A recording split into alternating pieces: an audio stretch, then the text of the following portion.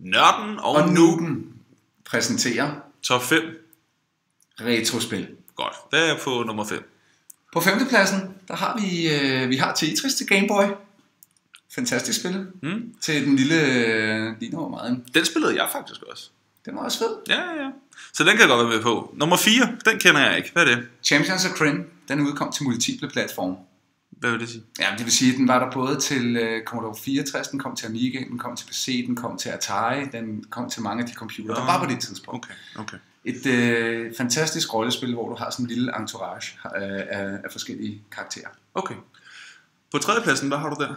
Vi har 2. Vi har et spil, der hedder Kick-Off-serien, som kom til Amiga, og så Sensible Soccer-serien. Og vi har placeret begge 2 på i den her sammenhæng.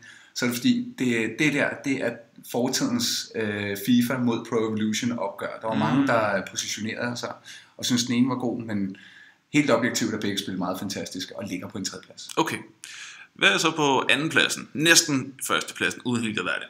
Wings. Det er et første verdenskrigsspil, hvor du styrer et sådan dobbeltdækkerfly.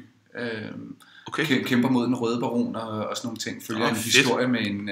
Vinder man chokolade så? Man vinder ikke chokolade, nej. Nej, okay. Hvorfor skulle man det? Fordi den røde baron, det er sådan noget pålægschokolade. Nej, det gør man ikke. Det er det.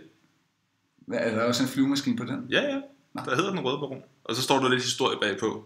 Jeg ved ikke, om det stadig findes, men det var det, jeg fik, fordi der var ikke... Vi var ikke til Galle og Jensen. Men nok om chokolade.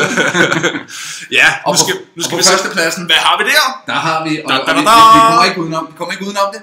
Super Mario 3 til Nintendo Entertainment System. Sådan. Kort Nintendo 8-bit. Sådan. Ja. Og hvorfor er den på førstepladsen? Hvorfor er det det bedste retrospil overhovedet? Fordi det var så langt forud for sin tid. Mange af de platformspil, som bliver lavet i dag, har slet ikke den karakter, som Super Mario 3 havde.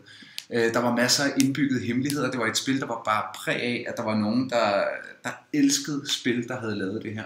Fordi der var så mange hemmeligheder. Så selv når du havde gennemført det, hvilket jo ikke var svært, sværhedsgraden var høj på det her spil. Ikke lige de første baner, men det blev super svært senere hen.